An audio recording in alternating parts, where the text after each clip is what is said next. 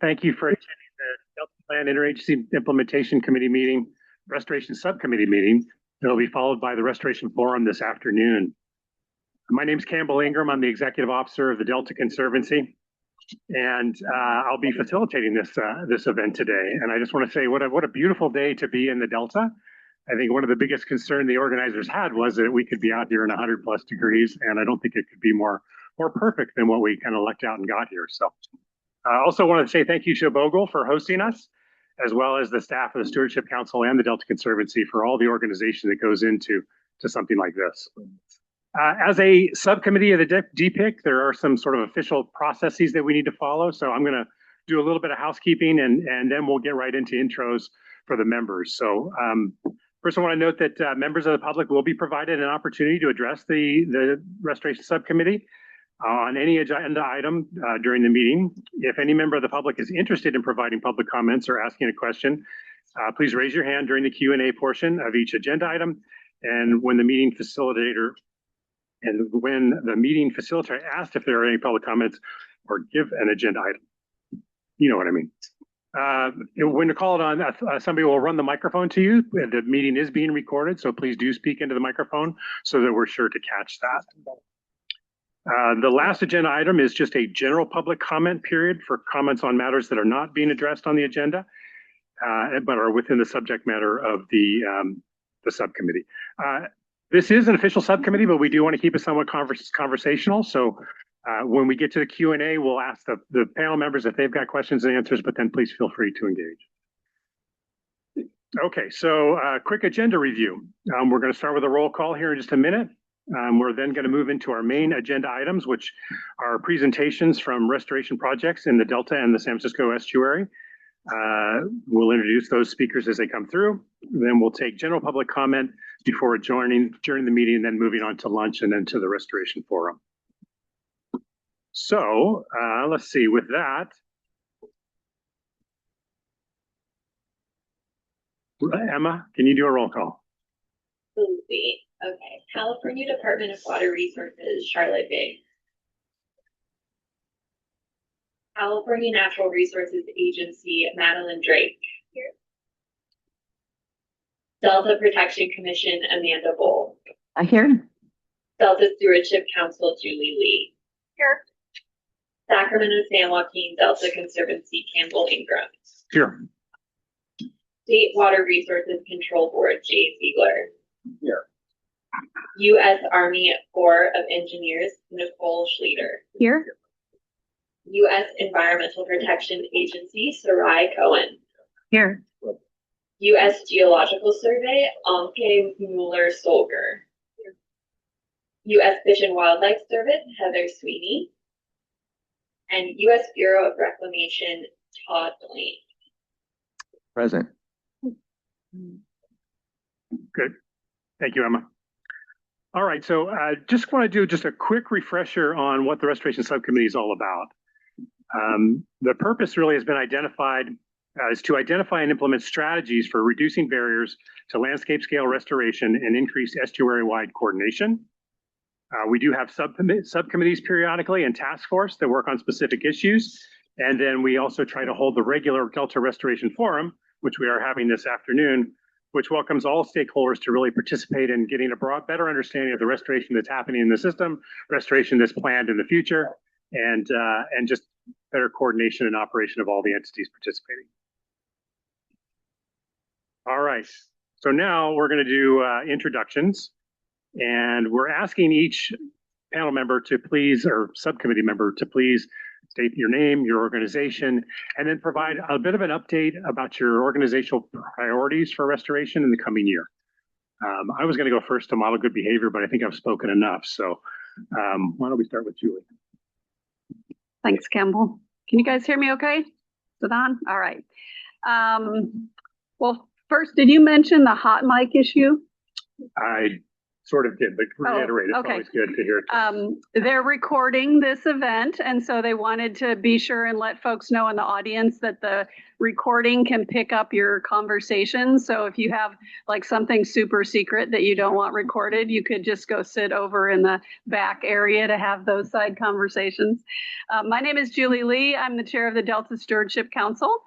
I wanted to announce a few upcoming events that might be of interest to those in attendance today, and they reflect some of the council's near-term priorities related to restoration. First off, we're having an Interweaving Traditional Knowledge Roundtable series. This is a series of 3 meetings that will start on June 30th. Second one is July 14th, and then July 28th. It's hosted by the Delta Stewardship Council, the Shingle Springs Band of Miwok Indians, and the California Indian Environmental Alliance. We're co-hosting a roundtable series exploring traditional knowledge, tribal history, and collaborative approaches to stewardship in California's Delta and its watershed. The series will bring together tribal elders and leaders, agencies, and scientists to share experiences, discuss challenges, and explore practical approaches to interweaving traditional knowledge, management, and science. Restoration and stewardship will be one of the topics covered, so we expect that this event will be of interest to the subcommittee members and their staff. The events will be hybrid with an in-person gathering at CNRA headquarters in downtown Sacramento. Our second item is the new Delta Climate Adaptation Team and its kickoff meeting. We are launching what we're calling DCAT, the acronym for Delta Climate Adaptation Team, to help improve coordination among collaborative groups working on climate adaptation in the Delta. DCAT is designed to strengthen cross-sector collaboration among community leaders, tribal partners, scientists, managers, and policymakers across the region, supporting implementation of the Council's Delta Adapts, which is our climate adaptation plan, and that plan includes guidance on restoration as well. The kickoff meeting is going to be on June 30th. It'll be the afternoon of the same meeting that we're having the Interweaving Traditional Knowledge on in the morning. So it's from 1:30 to 5 o'clock at CNRA building in downtown Sacramento. That one is also available virtually on Zoom. The kickoff meeting is going to include a panel discussion on successes and lessons learned from the Delta watershed and an interactive activity to help support local climate adaptation efforts across the Delta. If you want to learn more about these or register for these events, you can go to the Council's event calendar webpage. And last, I wanted to mention that the Delta Stewardship Council and the U.S. Geological Survey are pleased to announce that the 13th biannual Bay Delta Science Conference will be held in person at the Safe Credit Union Convention Center in Sacramento from September 28th through the 30th. The theme of this year's conference is Opportunity of Change, Building and Being the Future. It's an exciting opportunity to learn about science and management advances in the Bay Delta, including restoration-related research. So for more information on that, you can visit the conference website at baydeltascienceconference.com or contact the BDSC at deltacouncil.ca.gov if your agency is interested in our sponsorship activities. Go ahead, Jay. Good morning, everybody. Jay Ziegler, Delta Water Master. Great to see many familiar faces out there today. Appreciate all of you being here and appreciate Bogle for hosting us here. And thank you as well to Bogle for your timely, accurate, detailed water reporting. We're always appreciative of that. So thank you. I wanted to just jump in a little bit. I think most out there are aware that the board, the State Water Resources Control Board, has really 3 major actions before it that are very focused on the Delta. Most immediately, the update of the Bay Delta Water Quality Control Plan. And in particular, our office is interested in participating in several aspects of that, and in anticipating the approval of an updated water quality control plan, and in particular, the Healthy Rivers and Landscapes program, which the board has signaled as its primary focus for the update of the plan. And what I am focused on there is the ensuring that we have the right monitoring in place to achieve the outcomes around the Delta that are designed for that. And as most of you tracking that are aware, the focal areas of the plan are in the North Delta arc and in terms of the immediate restoration priorities. And so our office generally is very interested in engaging with all parties. Nice to see Charlotte and Todd over there, and in thinking about and ensuring that we learn as much as we can in the next 8 years, which is the duration of the Healthy Rivers and Landscapes update to the Water Quality Control Plan. And so I am all ears for everybody out there in kind of identifying that we're looking at the interaction between habitat values, water quality, flow, making sure that we have the right instrumentation in place to learn as much as we can going forward. And so, again, I appreciate the Bureau and DWR's kind of development of some subgroups already in looking at flow and habitat dynamics. And I think we just need to make sure that we learn as much as we can as moving forward in the update of the Water Quality Control Plan. The other two issues are permitting issues. And I have the liberty to say I'm on the ex parte side of that, so I can't actually talk to you about the tunnels or sites, but the draft sites permit is also out for comment and response. I think that comment deadline is bearing down right upon us here on June 30th. And so I just want to underscore that I expect that we'll have a lot of engagement on those issues as well. But thank you all for being here, and look forward to breaks and just anything that folks want to contribute, or just hand off a business card and express an interest in following up and looking at the intersectionality of habitat and flow, water quality values going forward. So thanks everybody for your attention to this. I think it's pretty clear that the board has prioritized getting to approval of a water quality control plan update before the end of the year, most likely probably late third quarter. So look forward to engaging with all of you on that, and thank you for your input. Thanks, Jay. I want to recognize that Jordan Robbins with the Central Valley Flood Protection Board has joined the meeting, and perfect timing, you're next.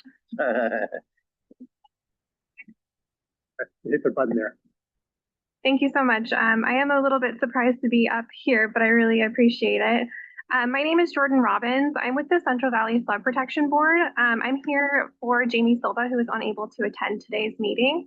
But I wanted to share that the Central Valley Flood Protection Board, we're right now considering revisions to our Title 23 Division 1 regulations, specifically for revisions that include restoration and multi-benefit projects. We don't currently have standards for those types of projects. So when issuing a permit, those projects are considered for vegetation on levees are like orchard standards, and are invasive species and allowed species. Maybe a little closer to the mic while the airplane's going by. There we go. Can you hear me better? Okay, sorry. I have a very soft voice. So we have a standard species that are allowed and not allowed on levees. So we'll also be reevaluating that. We've already had listening sessions, 3 listening sessions this spring, one for easement resolutions, flowage and conservation easements for these types of projects that can have conflicting values and conflicting requirements for the conservation of these types of vegetation and also flowage easement values. We're going to be continuing on with work groups for the flowage discussions. We're also going to be doing work groups for permit condition. We have standard permit conditions that we're going to be reevaluating as well. Firstly, with other agencies. Oh, I'm so sorry. Very good. Can you hear me better? Okay. Should I start from the top or everyone is okay? Everyone's okay. So we're going to be kicking off some work groups soon. I'm really excited to get some emails if anyone's interested in joining our work groups coming up. So the first one's going to be for flowage. The other one's going to be for our standard permit conditions. We have template language that we're going to be reviewing with other regulatory agencies that oversee the interagency review teams for mitigation and conservation banks, and then also other interested parties, including restoration practitioners. And then we're also going to be having another work group specifically for the Title 23 Division 1 regulations review. So I'm really looking forward to gathering some emails for our upcoming listserv, and looking forward to meeting everyone today. Thank you. Great, thank you, Jordan. Nicole?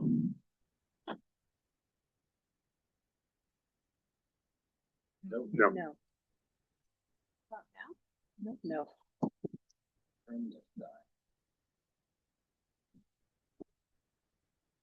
You might have a dead mic. Do I need to hold the button down? There you go. Shouldn't. Yeah, I think that should be all good. Yes. Okay, there we go. Thank you. So I'm Nikki Schleter. I'm here with the Army Corps of Engineers. I'm primarily, honestly, I'm honored and flattered that I get to be here and talk to all of you guys about the restoration and the work that's coming forward with permitting and how we all want to work together moving forward. It's very exciting. But I'm sitting on the civil works side of things. We get our funding through Congress, and I'm not allowed to use the word restoration.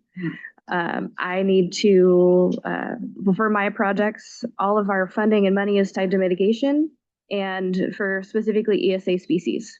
So I have 2 flood protection projects that are in the stage of finding, acquiring, and building mitigation. And I'm really excited to meet some more folks and get a lot of names and contacts and networking here today. Both of those projects are the American River Common Features. My Grand Island, I have a mitigation site on Grand Island at the as the peninsula between Steamboat Slough and the Sacramento River, that we've gone from identifying the site to design, and now we're going to enter into construction next year. And then I have a very early on for the Lower San Joaquin River project. It's also a levee protection, but I've got 6 mitigation sites identified, and we're looking forward to fulfilling the rest of those needs, all through working with our engineers and incorporating our landscape architect, our environmental background, and the engineers to design it more like a restoration project than actually a levee infrastructure project. Okay, thank you. Thanks, Nicole. Sherry? All right, can you folks hear me? Okay, excellent. First, I want to thank Jordan. The flood board's outreach on easements has been really fantastic, and I think there are a lot more regulators who understand the process and are going to engage in it, so thank you. I have 2 things. First, my name is Sarai Cohen. I'm the Wetlands and Oceans Section Manager at the US EPA Region 9. And my office runs the Wetland Program Development Grant. We're really excited. We're going to announce our selections by press release next week, but we got a record number of submittals this year. And I think that just really emphasizes the importance and enthusiasm for wetland management and restoration that is out there in our region. As far as our agency priorities, we're going to be focusing a lot on water storage and supply. This is an administration priority. There are some executive orders out there about that. And then it's also of paramount importance to all of us here in California and the Delta. So EPA will be exercising our review and determination responsibilities under NEPA and the Clean Water Act. We're looking for solutions that are of the most benefit to all. We're particularly interested in projects under the Clean Water Act that may require compensatory mitigation for wetlands and waters impacts. And I think there's a real opportunity here to make sure that any kind of compensatory mitigation that is required under federal regulation aligns and is synergistic with the restoration priorities that come out of this subcommittee and that would benefit the most amount of projects and folks and resources in the Delta. So that's what we're going to be keeping our eye on. Thanks very much. Thanks, Siri. Austin, you're our first presenter, so just want to say hello, and we'll introduce you when we come around to your presentation. Go ahead, Amanda. Can I just briefly amend my remarks? If I'm going to thank Bogle, I actually really have to thank Tom Slater, who keeps everybody organized in water reporting in this entire beautiful region of Reclamation District 999. So I'd be really remiss if I didn't say that. Well done, Jay. Go ahead, Matt. Great.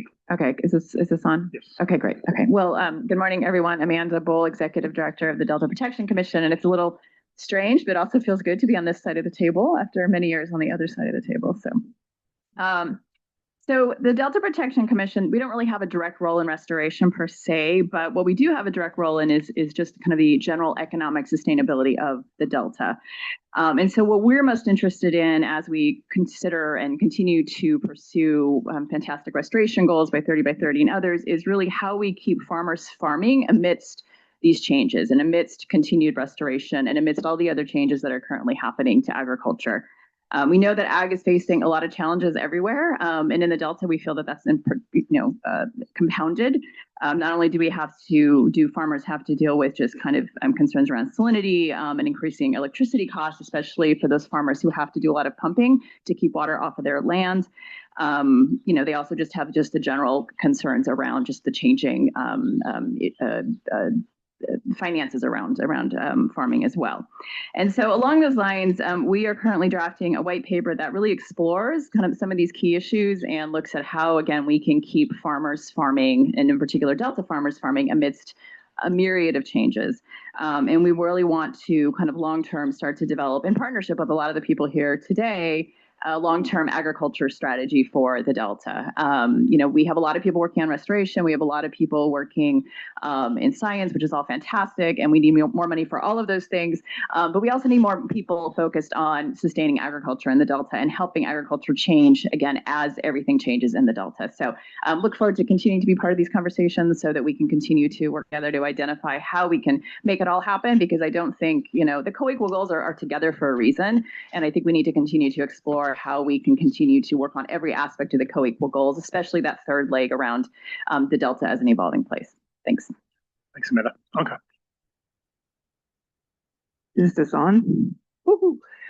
Hi, I'm Anke Müller-Solger. I'm with the USDS. I'm the director of the USDS California Water Science Center, which is headquartered in Sacramento, but also has lots of facilities around the state, including the closest here is in West Sacramento, from which we do a lot of work in the California Bay Delta, all the way from the bay up to actually into the watershed for that matter. We are a science agency. We do not do any management, nothing regulatory. Instead, we support all of those who do those types of things with really good science. So our goal is to provide the highest quality, most consistent scientific data and information we possibly can for the science-based decision making that I think pretty much all of you are trying to do. And we work really closely with lots of partners, including a lot of the agencies sitting here in other federal, state, local, and tribal agencies. So we are currently involved with some partners in, for example, lookout slough restoration in the Bay Delta or in the Delta, as well as in some activities in Suisun Marsh. We've been involved with lots of other things. And very importantly, I think, we provide data and information about the context within which all this restoration is happening. So the broader regional context or temporal context as well over time, how are things changing? Because many things are happening, but including restoration and in order to assess impacts of restoration. So I really hope that many of you do use our data and information, but if you don't yet, come talk with me and I'd be happy to talk with you about how we can help you. Thank you, Olga. Madeline. Hello, good morning, everybody. I'm Madeline Drake. I'm the new Deputy Secretary for Biodiversity and Habitat at the California Natural Resources Agency. So this is my first Restoration Subcommittee meeting, but I'm really thrilled to be here and dive in deeper. So, but I know I have a lot to learn. In this role, I get to lead on the state's 30 by 30 initiative to conserve 30% of our lands and coastal waters by 2030, as well as the state's Cutting Green Tape initiative to increase pace and scale of environmental restoration projects through permit streamlining and efficiencies in funding processes. So these initiatives have been going around for a while, right? I hope you've heard of them already. And with Cutting Green Tape, we've seen a lot of really great success. And I hope that you've seen that success in your projects as well. So over the last 4 years, we've seen more than 500 projects use the permitting streamlining tools like CEQA's statutory exemption for restoration projects and the restoration management permit, which combines 5 permits into one. And with those 500 plus projects, we've seen 300,000 acres of habitat restored, more than 700 miles of stream lines restored, and then we've also saved more than $12 million in permitting costs. So we've seen a lot of success. However, we know we have a ways to go still, right? There's always improvement and efficiencies, and we know there's still barriers out there. So this past spring, Secretary Crowfoot with Secretary Yana Garcia at the California Environmental Protection Agency released a joint memo really directing all of our agencies to institutionalize what's already working, as well as to really think about where we continue to remove those barriers and lean into new opportunities like the climate bond. So this is kind of a statewide initiative, but I know that the Delta has a lot of great work. So I'm excited to see what you all are showcasing, to learn about the barriers that you all continue to face, and to work together on how we can kind of continue to improve these processes so that we can see more restoration and conservation happening in the Delta. So thrilled to be here and excited to learn more today. Thank you all. Thank you. Heather. Hi, good morning, everyone. My name is Heather Swinney. I'm the acting project leader for our San Francisco Bay Delta Fish and Wildlife office located in downtown Sacramento, and happy to be here. As you know, U.S. Fish and Wildlife Service has a very integral and major role in a lot of the restoration going on here in the Delta and the Suisun Marsh. And we've, been faced with a lot of constraints and limitations over the past year, and just really looking into how to be a lean, mean conservation machine. With less focus on the mean, we're actually really nice, and I encourage you all to participate with our staff as you go through your planning, permitting, design, and implementation projects. We are remained focused on projects that are in the queue and helping those get along. We are looking at ways to streamline permitting. We're going section by section in the act and thinking about how we can be more thoughtful in that process. And you'll start to see some of those roll out, if not already. And when I think of the word restoration, I guess 2 bins come to mind. It's not limited to this, but physical habitat restoration, and then also restoring populations, like individuals out in the wild.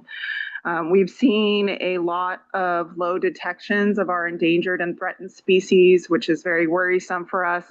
We are starting to invest into emerging hatcheries. We don't really have a Central Valley hatchery of federal and state for our U.S. Fish and Wildlife Service jurisdictional species. So you're going to see a lot of investment and time from the service into that moving forward. You've seen it probably already with Delta smelt. And we have other species like longfin and white sturgeon that are not close behind in terms of those numbers going down.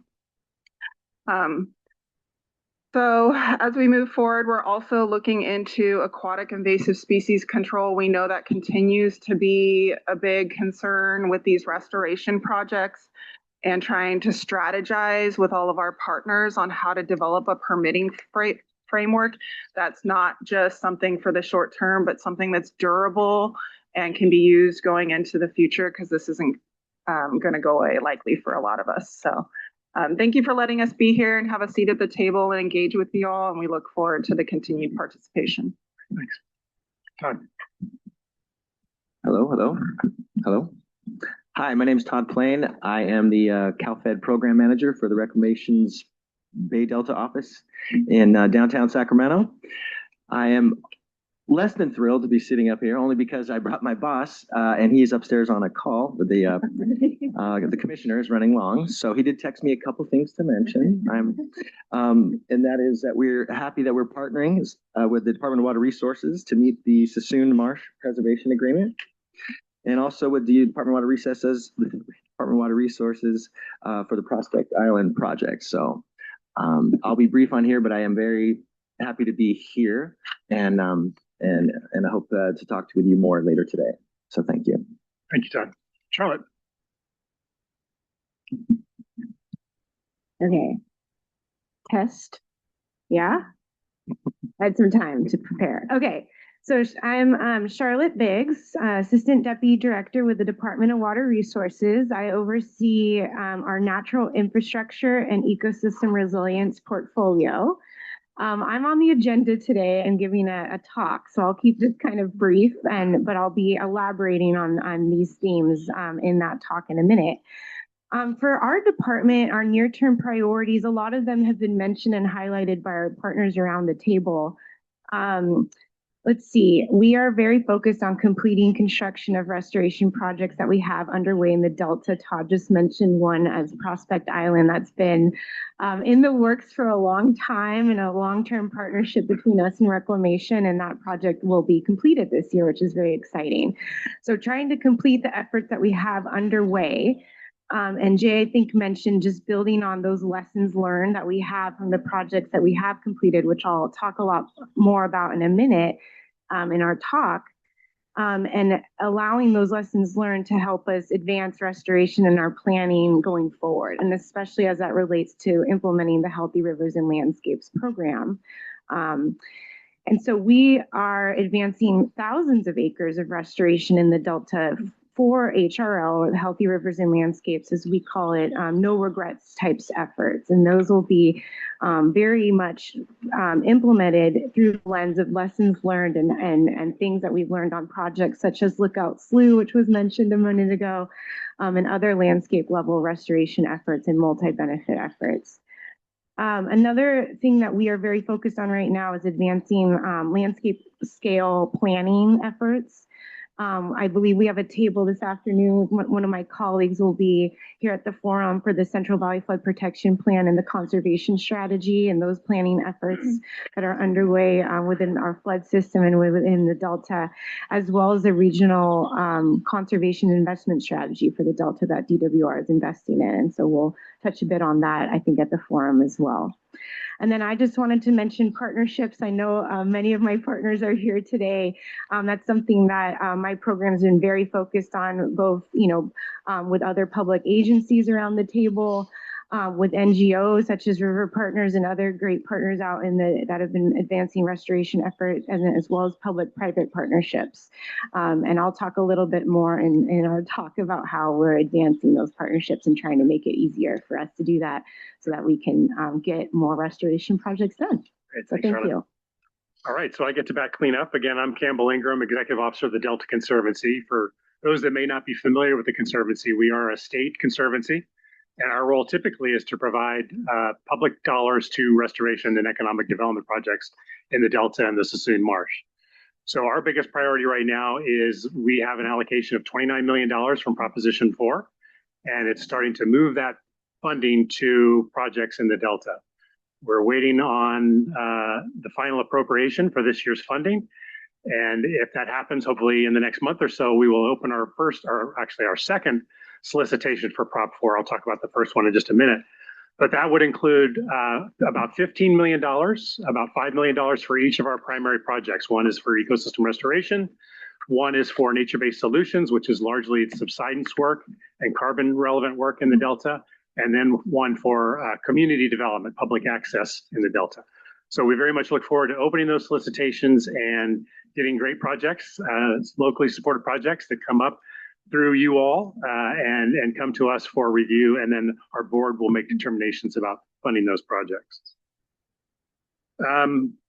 The first solicitation that we opened was for our RICE program. It's a continuation of a program that we ran last year, or the last 2 years, where we gave a block grant to the Nature Conservancy, and they fairly quickly worked with 10 Delta farmers and were able to convert about 4,000 acres to rice cultivation.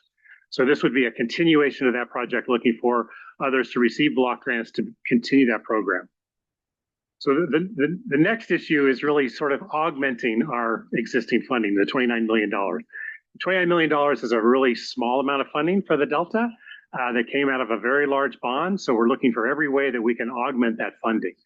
We have applied for 2 block grants from the California Department of Food and Agriculture. One is from the Healthy Soils Program. That program recently adopted a rice cultivation in the Delta practice.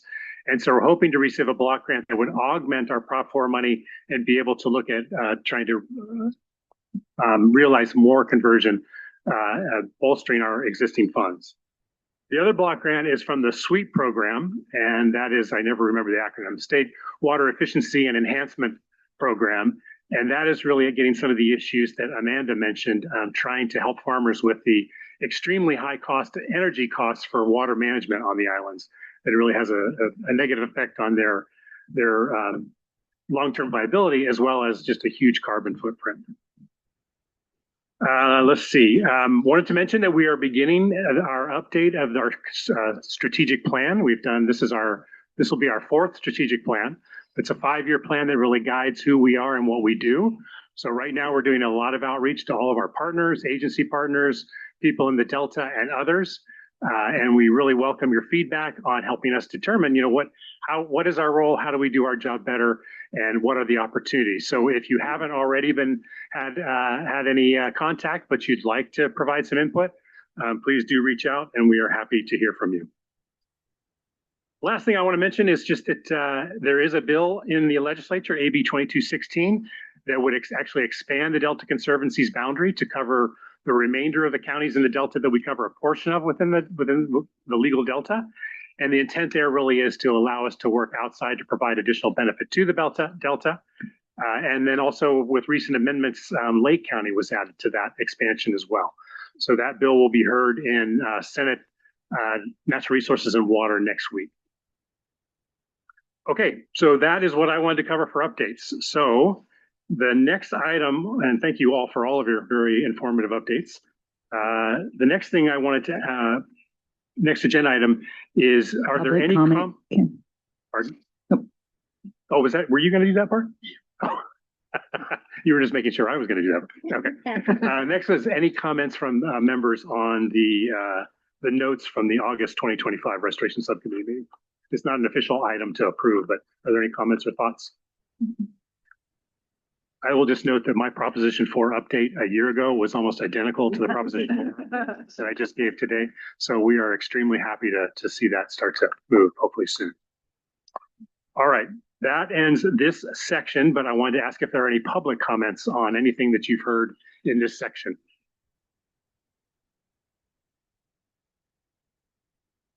Okay, well, thank you. Seeing none, we'll move on to the next section, the meat of our program.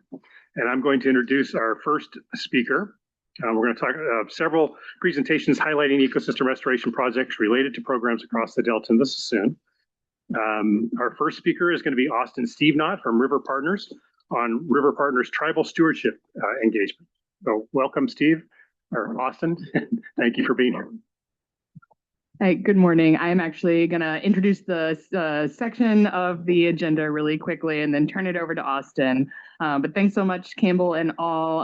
Good morning, subcommittee members and attendees. Really appreciate your all's time today. My name is Rachel Wigginton. I'm the Special Assistant for Planning and Science at the Delta Stewardship Council. Really appreciate Bogle for hosting us today. I want to echo that thanks. And also thanks to the contingent of subcommittee members that are directly in the sun. It'll probably swing around in a minute. But I want to flag to everyone there is sunscreen available up here. So no one gets sunburned on our watch. Don't be shy to use the sunscreen. So in this position of Special Assistant for Planning and Science, I'm responsible for facilitating the Delta Plan Interagency Implementation Committee and its subcommittees like the Restoration Subcommittee. And I'm really excited to briefly introduce the restoration projects and programs that you're going to hear about that Campbell was just speaking about. So when our team was pulling together the selection of updates for this meeting, we really made an effort to try to identify a diverse group of projects for you all to hear about today. You'll hear from projects in various stages of planning and implementation, projects from across the geographic scope of the Delta and Suisun Marsh, projects that are being led by agencies, nonprofits, and community-based organizations, and projects that are large and small. So we really hope today's update will give you a glimpse into all the amazing restoration work happening in our region and the many different folks that have to come together to actually make this amazing work happen. As most of you also know, we're also hosting our 4th Delta Restoration Forum later this afternoon here at Bogle Family Vineyards. And this event will highlight almost 20 additional projects and programs supporting restoration and habitat implementation in the Delta and Suisun Marsh. The goals of this morning's subcommittee meeting and this afternoon's forum are connected. Both events seek to build relationships among the numerous actors across sectors who all have to participate to advance regional restoration objectives. And the subcommittee meeting provides a venue for project proponents to give detailed updates to regional restoration leaders, and also for those leaders to connect directly and ask questions from project proponents. The forum this afternoon is a chance for government representatives across all levels, restoration practitioners, tribal representatives, and interested members of the public to connect more informally and to rapidly learn about many different projects. By having the subcommittee meeting and the forum on the same day, we hope to encourage crossover attendance at both events and increase the opportunities for this relationship building across different sectors within the restoration community. We all know that getting restoration done is really complex and expensive, and it truly takes everyone coordinating across sectors to make this work happen. So thank you for your attention, and I'm now happy to hand it over to Austin, who is leading off our presentations for today. Working? Okay. So Majuxus, I'm Austin Stevenot. I'm Northern Sierra Miwok, registered with the California Valley Miwok Tribe.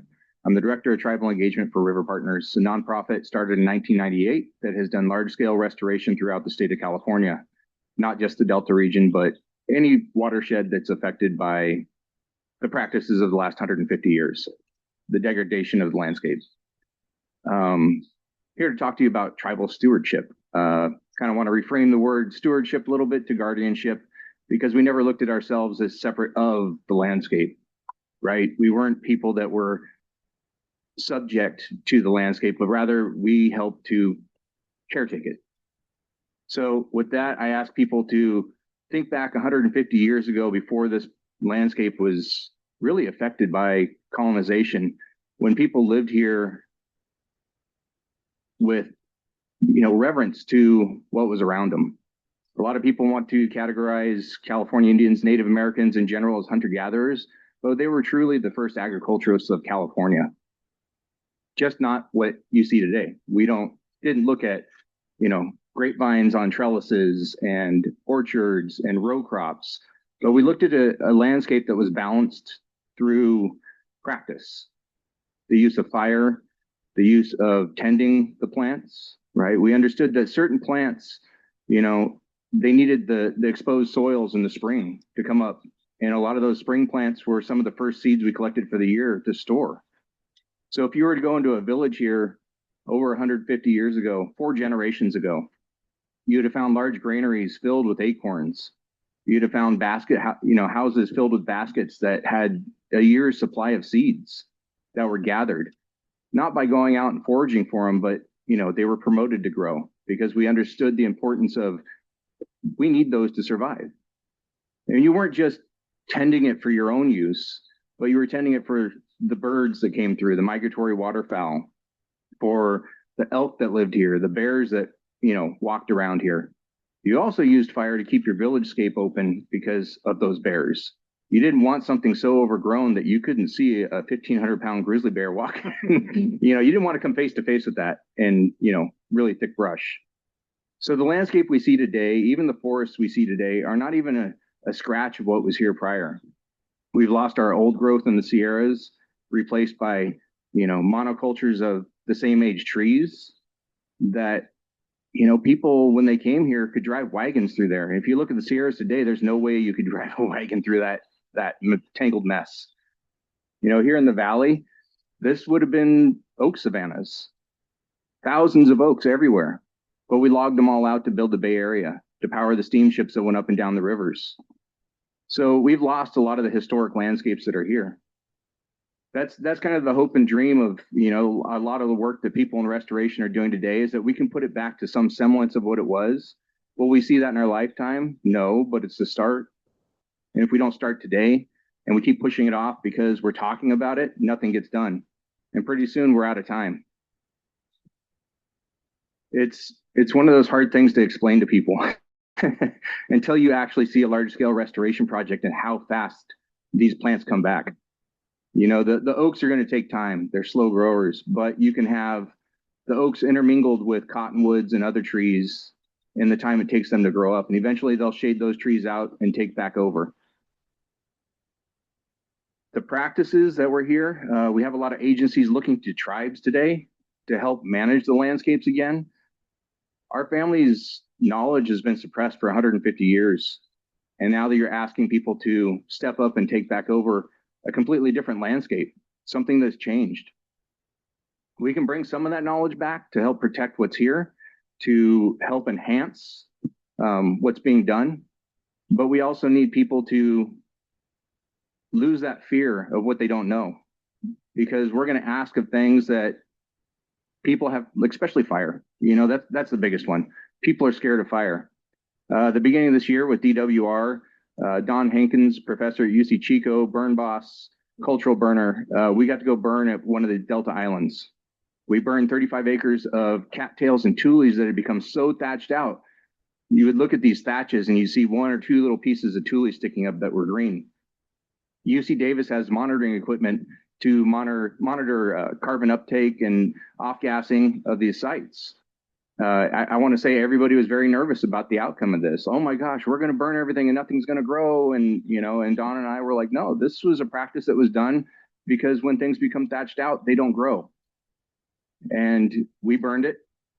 And UC Davis came back and was blown away by the results. You know, they have monitoring stations on other units on that island. And they came back and said that it's amazing. It started regrowing a month and a half before everything else. And the amount of carbon it's pulling down already is off the charts. You know, so I'm not saying we need to burn these sites every year, but we need to pay attention to them. Because when a key ecosystem becomes thatched out by invasive species or even native species, it loses its balance, it loses its potential. So I know I'm limited on time. I can't remember if it was 5 minutes or 10 minutes this year. 10 minutes? Okay. I hope somebody's got a clock on me because I could talk all day.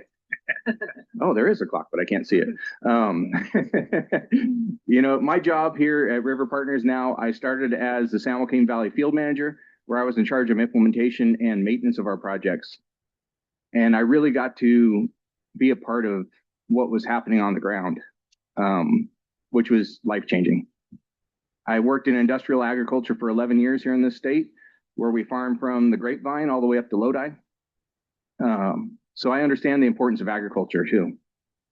But there needs to be a balance. We need to find the balance of what agriculture really needs to support the world, this economy, and what we need for the survival of the biodiversity of California, for everything that was here before. I get to work with tribes up and down the state now, and this is very personal to me. Sorry. My mom's one of the founding members of CEBA, California Basket Weavers Association, which is one of the first organizations that was pulled together to preserve what was being lost in our cultures, to share it. And doing what I do now, sorry, I get to see the results of restoration, not just what it's doing for the ecology of California, the people of California as a whole, but what it means to our tribal communities.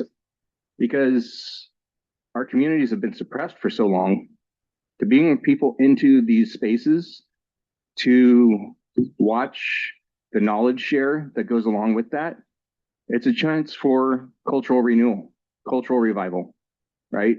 It's not just restoration of the landscape, but restoration of our cultures. A chance for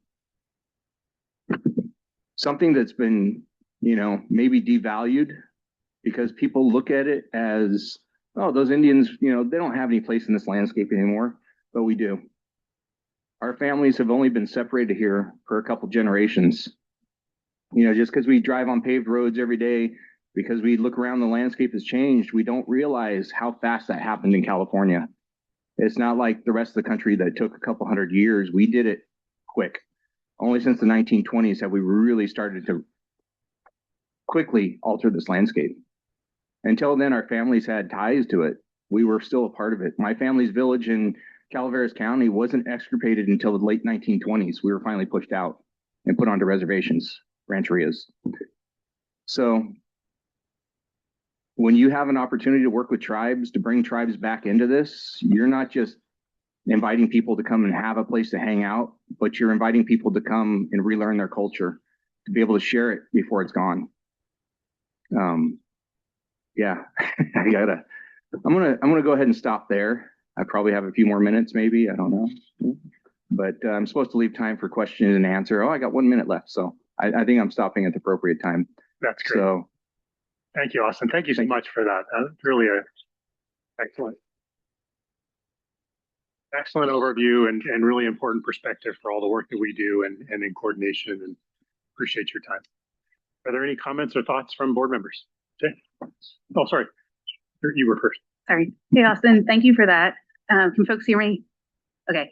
I really appreciate your comments about losing fear of what we don't know and the need to like that opportunity cost of not getting things done.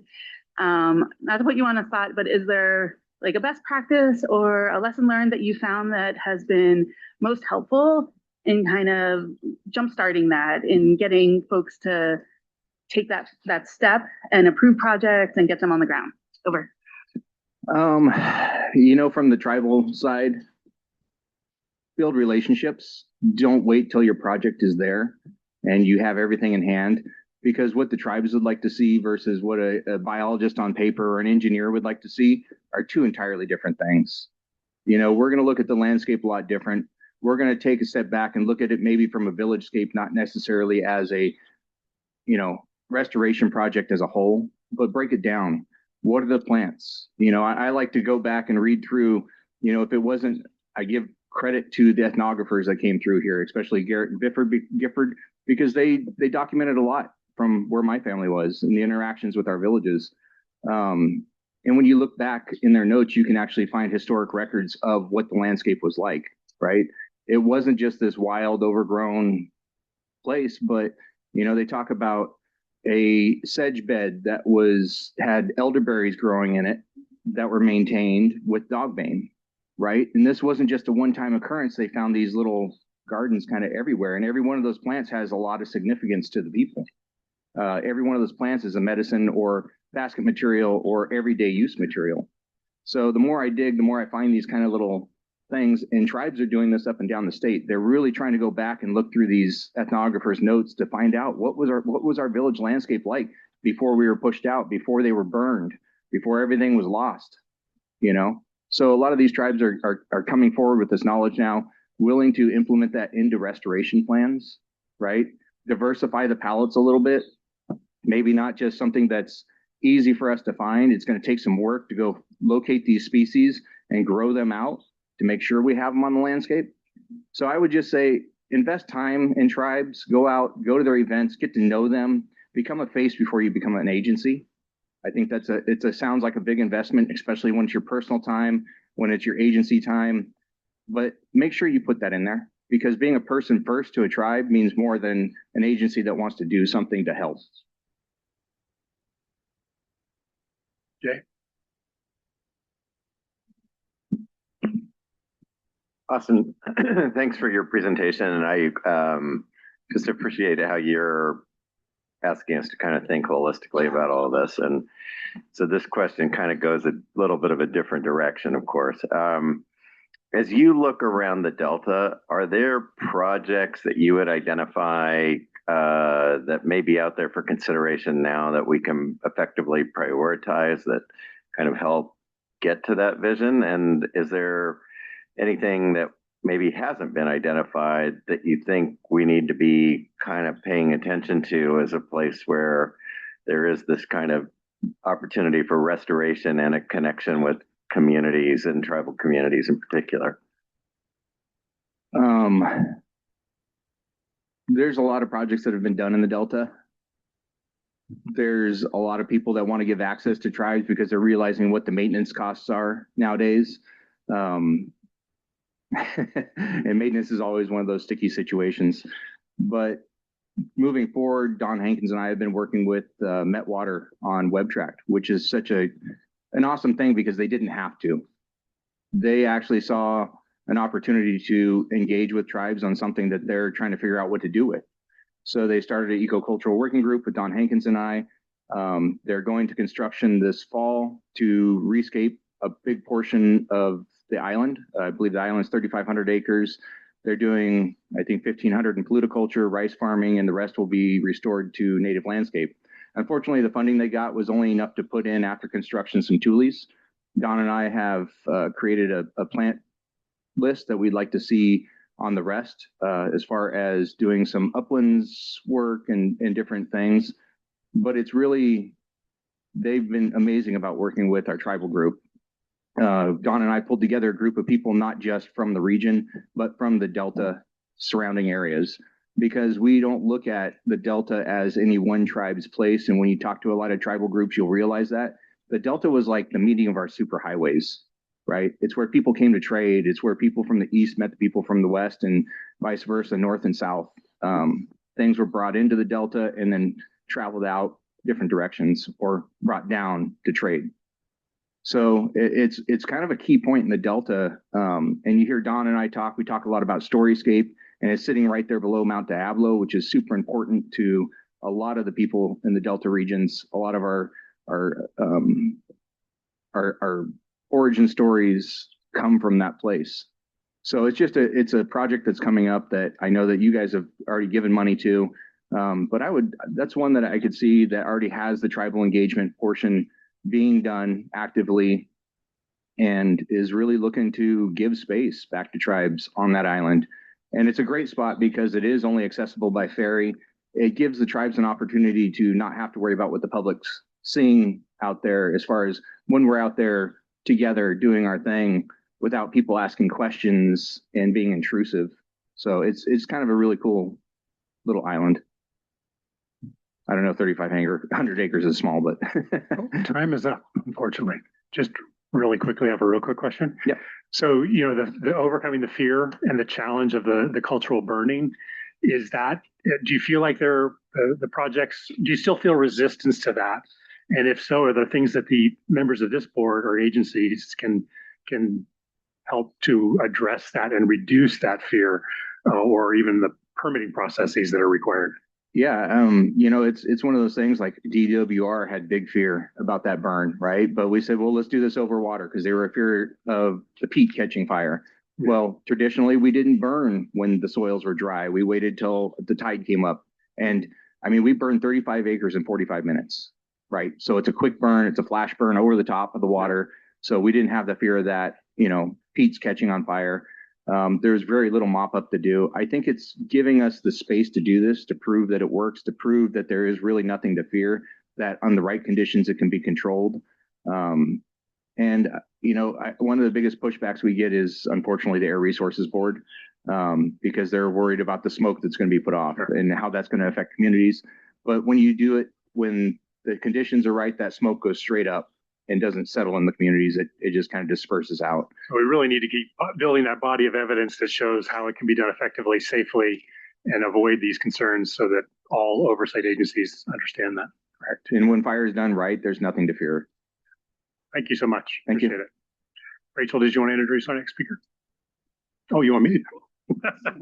Okay, let's see. Thank you. Next up is Artie Valencia with Restore the Delta, and Karen Viepert, the San Francisco Estuary Institute on Mormon Slough Restoration. Please join us. Repeat.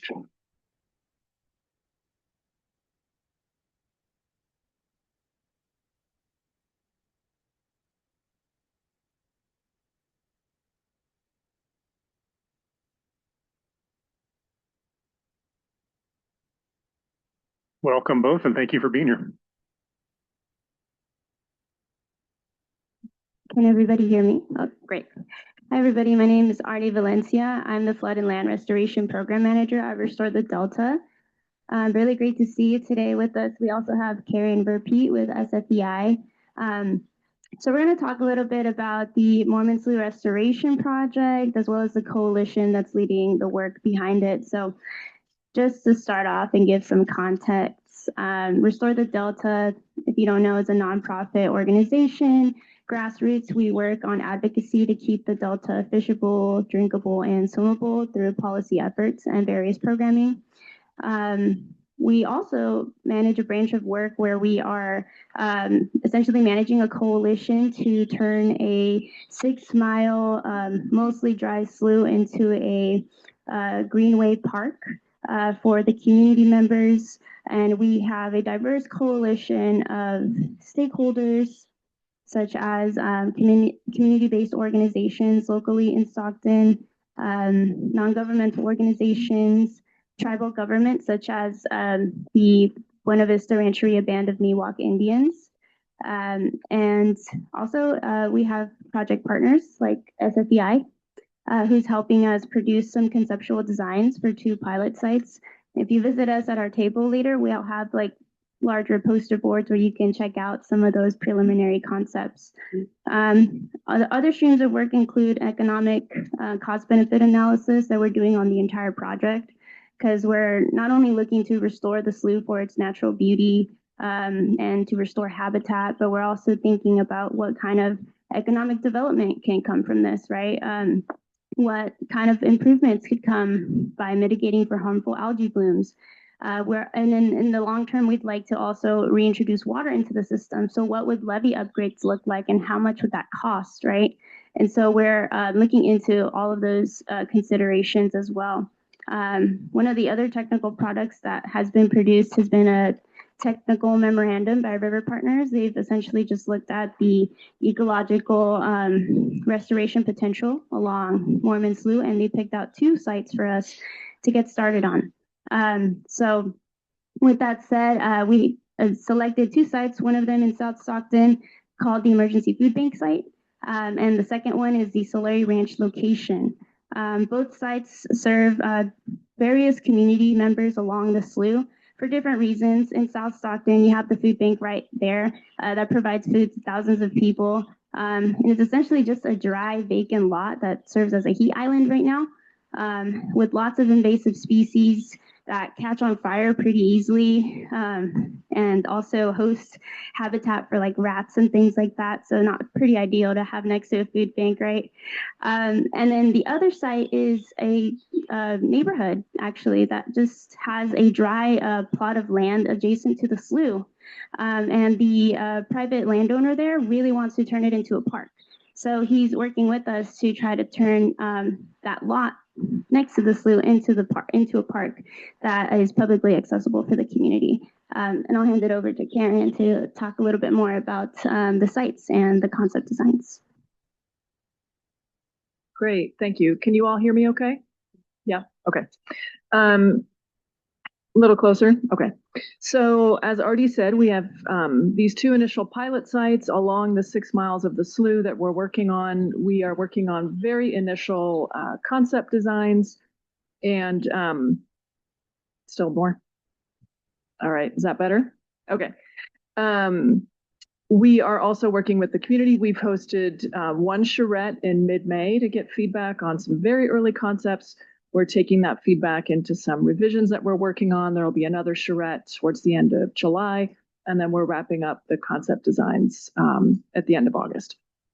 So both of the pilot sites, if they are designed correctly and kind of fulfill the vision that we are putting out there, is that with native vegetation and some tree installation, hopefully, as already said, with water coming back to the slough at some point, that they can really support habitat connectivity and biodiversity, and also mitigate urban heat in both of these places. Stockton, as you all know, gets quite hot. So the emergency food bank site near downtown is smallish. As already described, it's really, there's not much there in terms of native ecology. It's very urbanized. It's in a very commercial and industrial context. So the primary users that we are envisioning for the design are really the emergency food bank staff and also the clients that come to pick up food. And then secondarily, the unhoused community that lives in various sections, and they get moved along occasionally and displaced. But there's definitely an unhoused community as well that we are trying to figure out how to fold them in. So the site is relatively small. It does span both sides of the slough. So there's kind of an opportunity to really think about the wetted portion. It doesn't get that wet, but it is, there's definitely banks and a bottom. So we are thinking here in terms of a very phased approach, how to sort of fold this site in and bring this site along and the surrounding community along. So in the first phase, we probably will be focusing on native shrubs, smaller stature vegetation, wetland vegetation in the bottom, a picnic area for the food bank staff and clients, a water fountain, and then also an expansion of the food bank has a really wonderful, kind of in their back area, really wonderful raised bed plots. And we would move their fence out and kind of expand that area a little bit to bring more capacity there. And then longer term, the city of Stockton is also working on, actually right now, Thrive Downtown project. They're looking at how to revitalize downtown and how to, sort of bring more life into Stockton. And there are plans to create a bike trail or a multi-use path along the north side of the slough. Not sure ultimately the timing or the feasibility or the funding that's available for that, but it is shown as something that they want to do. So when that happens, that'll, I think, be a really great opportunity for a second phase of work to, rethink the site, because then it will function quite differently and we'll have a different user group and it will change the space pretty substantially. So that's the first pilot site. The second site, as already mentioned, is a little bit further east. It's actually it's larger and it's quite long and narrow. And the county has a requirement for 100-foot riparian buffer, which takes up in the center portion, basically the entire width of the site, leaving us with 2 lobes basically on either end of this long parcel. And so the primary users there, because it's much more suburban, it's a residential community, as already said. So our primary users will be residents, and there are quite a few young families as well. So in these 2 lobes, what we're thinking is that one would be more community, sort of cultural focused, and the other would be more of the children's kind of play space, and separating those uses a little bit. So in the first phase, we would focus on this buffer habitat and getting some of that native vegetation established in that 100 feet. Also thinking about a nature play area versus a more traditional play structure. There's an elementary school nearby that does have actually quite a large and nice traditional play structure. So really thinking here, how can we make this different, make it a nature play space with logs and things like that.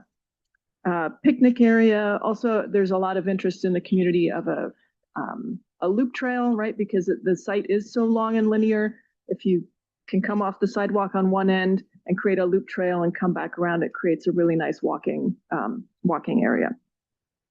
And then also some raised beds, potentially a community garden. And then as a second phase, because this would require more funding, think about on the community side, the western lobe, can we put a community center or a cultural center or some sort of combined use space there? So I think I'm out of time. Thank you for the flashcards. Happy to answer any questions. And also Artie and I will be here through lunch, and we'll have a table this afternoon as well. So happy to continue there. Great. Thank you, Artie and Karen. Great presentation. And this is just such a fantastic project, so important for this region. Probably one of the few places that we can really blend community benefits, climate benefits, and even increases in biodiversity in the Delta system. So we're really excited to partner with you all in the future on this project. I did want to turn everybody's attention to page 7. There's just a great current picture. I'm sorry for the audience that doesn't see this. There's a great current picture and then the future. And the future picture really is it is the Davis Arboretum. But what you see in the existing picture is a very bleak site, but then just what it could be in the future, and really at a reasonable investment cost to restore it to something that could truly be a real asset for that region. So thank you for your work on that, and thank you for the presentation. Any questions or comments from committee members? Todd. Thank you, Campbell. Hi, thank you for presenting that project. What I learned today, maybe something to consider for you or anyone else, maybe for a second phase, if we just named it, think of a name like Mormon Slough Mitigation Project, you could approach some other people for funding. Thank you. The nomenclature of the day. Yeah, terminology matters. Yeah. Any questions, comments?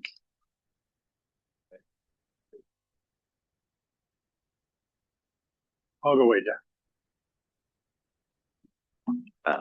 Yeah, I really appreciate this project, and I've tried to stay pretty close to you all in this, and so I appreciate your continued efforts on this. As you look around the Delta, I'm curious if you see this sort of near urban restoration potential for projects, because I think that's really important to connect people with the, and adding one other benefit of recreation to the equation. And I just wonder if you have thoughts on other kind of near urban restoration projects that maybe are not in the queue now that we should all be thinking about. We can table that for future discussion too. So. Yeah, I would think like in the Delta beyond the project that we're working towards, I think it's pretty rare to see like a project that manages like both the restoration and urban aspects, which I think is what makes this project pretty unique and challenging on its own, especially in a very highly historically disinvested community. I mean, this plot of land has just been sitting here for over 120 years, and it's just become essentially like a vacant, dry lot that isn't serving anybody, right? But that's an interesting question. I think I'd have to table that and maybe come back to you. Karen, do you have any thoughts there? No, except to say that I think it will also vary city by city. I think the city of Stockton, has budgetary and financial struggles. Other cities certainly do too, but I know that Manteca and other places have a little bit of an easier go of maintaining their parks and maybe thinking a little bit more in terms of restoration or multi-benefit types of spaces. So, but yeah, maybe something to come back to. Yeah. All right. Well, thank you again. We'll now move on to our third presentation of this section and invite Madeline Baker and Chris McCall from Westerfeld Ecological Services up to the table, and they're going to present on the Zacharias Ranch mitigation plan. Thank you.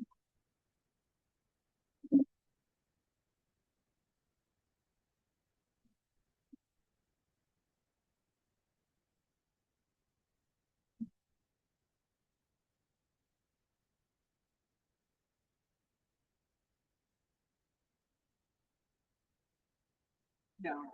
Yeah. And then hanging on to that thought.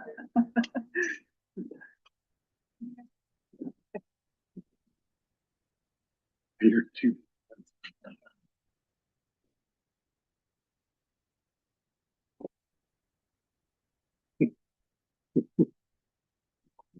I just thought.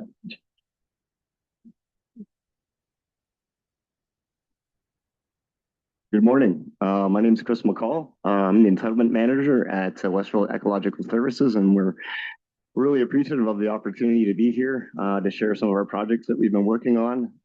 Some of them are further along than others, but we're excited to share those today.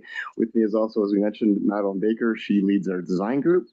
And so she'll be talking, we're going to split this into two parts. I'm going to talk about kind of the history, kind of the more, I would say, it's probably boring parts of the conversation, and Madeline gets to handle all the fun stuff on the restoration. So, but I just wanted to give a little bit of a touch on just who Westerfeld Ecological Services are. We've been working in the area for roughly 20 years, providing mitigation. We now have a footprint in 13 states for doing restoration and conservation. That's amounted to 29,000 acres of restored wetlands, streams, and species habitat, and we're quite proud of that. One of our goals of our CEO is to get to 100,000 acres. So it's still, we thought we'd get there faster than we have, but things move slower than you always expect. So we're still heading in that direction. One key aspect to mention with these projects that we do, they are for mitigation primarily. but they do facilitate the advancement of other projects that are going on in the area, whether that's the Delta and various state projects. So we do interact with the federal, state, and local government levels, providing them mitigation to advance their projects as well as private entities. And that spans across whether it's infrastructure projects in the Delta or it's solar energy throughout the state. We have a lot of presence now in the south of California as well, trying to promote that work as well. Someone had mentioned some of the key work that's going on in the Delta, and I think this is where Zacharias comes into play. It's a tidal marsh wetland project. It's already now advancing the goals of the levee subventions program. Obviously, that work is continuing. They have 1,600 permits, so that they need to offset while they do that.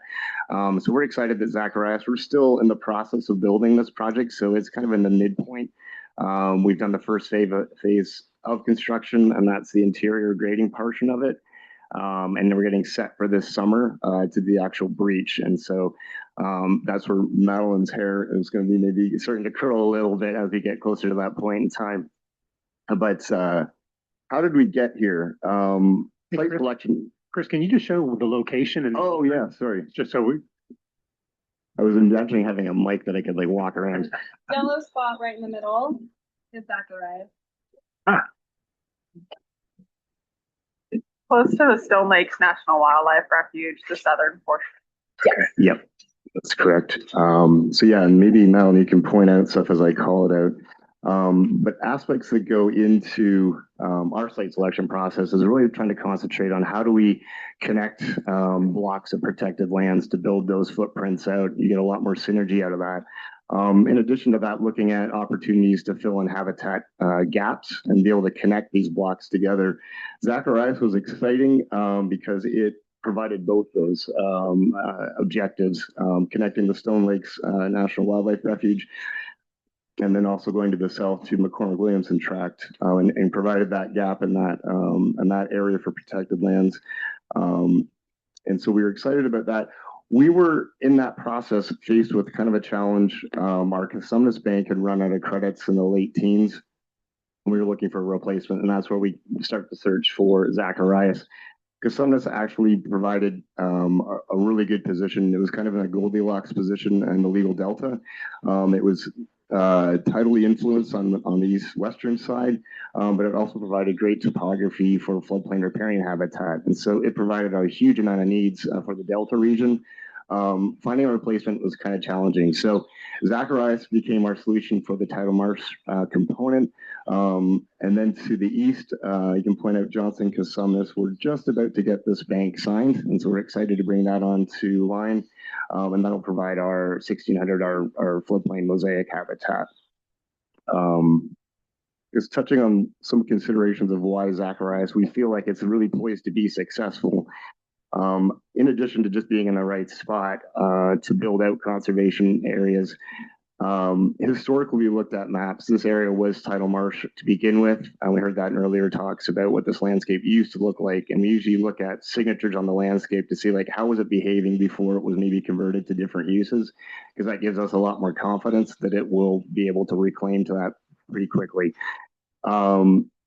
And this area clearly was that. In addition to that, it just seemed to want to be tidal marsh. It's had flooded, I guess, in the last 20 years, 4 times, at one time under our watch. So even though it is in agriculture, it was always kind of a struggling site to be able to be economically viable. It flooded in the 98 flood. It flooded, I think, in 05, 2012. 2017, and then unfortunately when we owned it in 2023, and we learned firsthand how expensive it is to dewater a site and repair the levees. That was close to $1 million invoice that we weren't really planning for in our initial performa for the project, but we soldiered on. And so that's just a picture of the 2023 incident. Now it's all been reclaimed and we've moved into phase 2 on planning for that. And with that, I want to hand things over to Madeline to get into the details of how we're going to do this site.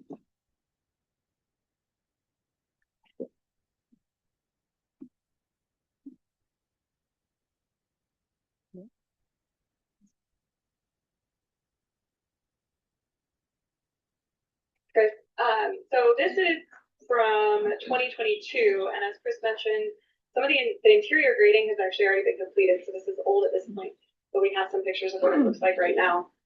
But essentially the site's about 500 acres, or a little bit over 500 acres. And it has a kind of a high spot in the center of the field. And then everything wants to drain south. There's a set of culverts down here that technically is not part of our property, but there's a maintenance easement for, so it had to be addressed somehow. And then up in the northwest corner, it just kind of ponds when it floods. Sorry for the over there, so you guys can see this. Then on this side here, there's a drainage ditch that was actually created when the railroad was built. So it's essentially the borrow pit for the railroad. And so a lot of stuff drains that way too. So in terms of what we found for design and kind of breaching the site, the ponding here in the northwest area was addressed by putting a breach there. That made the most sense to address that issue.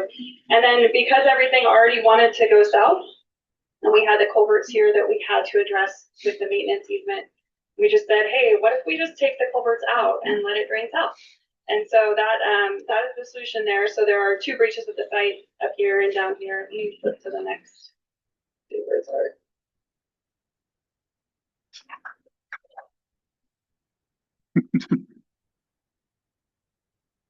So the design essentially is some swales and mounds. This is going to flip stuff for me, but creating some topographic diversity in the site. The spoils from the swales were used to create the mounds, and the mounds were essentially designed to support like Thule family establishment. They were close enough together and in the right spot to allow the Thules to develop and then kind of spread out as families from the planting, as well as try to avoid any wind wave fetch issues. So they were placed in a manner to support that. And then the swales were connected to, again, this ditch that's going to stay there. And then everything is draining south. And then this area here is the other breach that I was talking about in the northwest. So to date, we've done this grading here. And then we've also planted over 10,000 container Thule plants. And so those are working their way into establishment. We also worked with some neighbors who had Thules clogging their ag ditches, and we're able to kind of replant those on our site. So another about 1,000 plants were planted from that. And Chris had some pictures of what things look like now. So this is some drone footage. This is from the south facing north up onto the site, and you can kind of see the mounds. And then this is more of the middle of the site facing northwest as well. So this is where we are right now.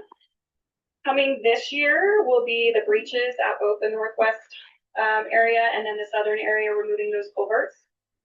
And then everything will be connected there. And one of the a big part of this project was the partnership with Rancheria. So we engaged with them really early, and they were there for grading of the site. They also helped with site design as well as plant pallets. So that was a big part of the project. They'll be out this year for the culverts or the removal of the culverts and the breaching. And I think that's it. Great. Well, thank you both so much. Really a great project. Any questions from the committee members? Yeah, Adjourned. Can you hear me okay? Let's see. Okay. Oh, I'm doing it again with microphone issues. Thank you so much for the presentation. And I just want to say thank you so much to Westervelt for all the early consultation that you do with my agency for projects that need a board permit, because as you well know, the board permit can take a very long time, especially if Army Corps 408 letter of permission is also needed.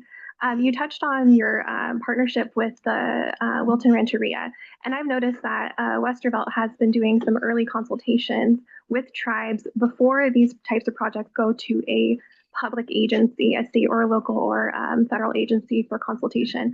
I was wondering if you can maybe provide some insight on why Westervelt has taken that type of process on to initiate consultations on their own without waiting for a state or local or federal agency to consult on the projects?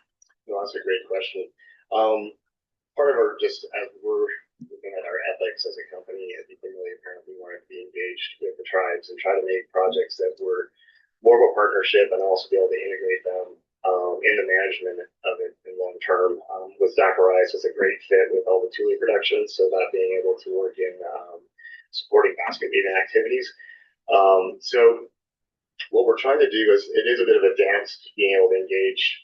We're kind of in a sense maybe jumping the gun for some agencies like the Corps, being like, hey, you got to maybe pull back. That's kind of our lead on that. Or in the CEQA process, maybe it's with the local government. But we've coordinated up front with them to say we would like to outreach, get the conversations going. As Austin was saying, approach the tribes first with as people and just as we want to get to know you. We want to understand just how you view this landscape because we want to be able to develop this partnership going forward. And so to date, I think it's just become clear on this communication, being upfront about it, very transparent about it, like what our intents are, not only with our tribal partners, but also with the federal and state agencies, just giving them a heads up. This is what we want to engage on. Tell us if there's certain things that we have to not advance quite yet because it's jumping the gun, but there are other aspects critical to our design when we're thinking about the project that we need to have that interaction in pretty much early on. Otherwise, you have to like restart the clock and try to rethink the design if you get new information that's pretty critical to it. Any other questions, comments? All right, well, thank you both so very much. Appreciate it. So we are approaching time for a short break, but I do want to open it up for any comments from the public on the first three presentations. I know that our presenters are here and you can certainly chat with them during the break as well. All right, seeing none, we're going to take a quick break. We're kind of scheduled for 15 minutes, but let's try to take 10 because we're a little bit behind. So we'll start back up at 11:40. Thank you all.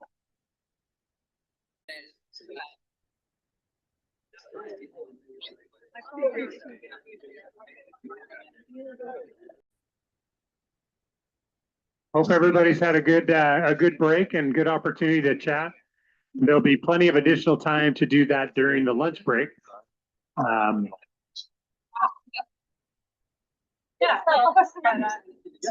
we had to keep it dry. Now we don't.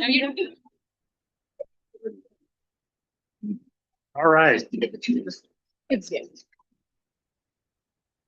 Okay. Thanks, everyone. We're going to go ahead and continue on now with our agenda item 2 with 2 additional presentations. The first one will be Stuart Siegel and Eric Stromberg from the San Francisco National, sorry, I almost said SFVI, National Estuarine Research Reserve. And they're going to talk about the Goat Island Tidal Marsh Restoration and Public Access Project. Take it away, Stuart. Great. Thanks so much, Campbell. And I really appreciate the opportunity here to fill everybody in here. Some great organizations and faces that are here today, both at the table and in the audience. I'm going to talk about the Goat Island Tidal Marsh Restoration and Public Access Improvement Project at Rush Ranch and Suisun Marsh. As Campbell said, I am part of the San Francisco Bay National Estuarine Research Reserve, which is a state federal program. 30 reserves around the country. Everyone partners with a state host. Ours is San Francisco State University. There's 2 others in California. We have the distinction of being one of the 2 states with 3 separate reserves, Tijuana in Southern California and Elkhorn Slough in Monterey Bay. It's a fantastic organization, very focused on research, education, and stewardship of the nation's coastal wetlands and estuaries. So Rush Ranch is one of the 2 research reserve sites in San Francisco Bay, the other being China Camp State Park. And the reason that those 2 places are research reserve sites, they're around the country, is picking representative and oftentimes very unique landscapes. In the San Francisco Bay, in the whole estuary, China Camp and Rush Ranch have the 2 of the largest intact ancient tidal marshes in this entire estuary. And that's a rarity. There's a few others, but not very many.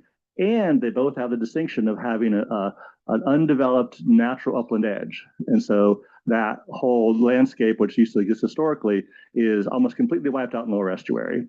There's more examples where it could be restored in Suisun Marsh and a few in the Delta as well. So those can be, that's why it's a research reserve site. So I just want to quickly kind of go over what we're doing. So I've been working at Rush Ranch since the late 1980s. It was purchased by the Solano Land Trust with funds from the Coastal Conservancy a year or two before I started working out there. And I did my master's research out there and then worked with the Department of Water Resources in the late 90s, who was looking at doing the restoration of this exact site under the mitigation program of the State Water Project, which they went to Blacklock instead. Those of you may know Blacklock.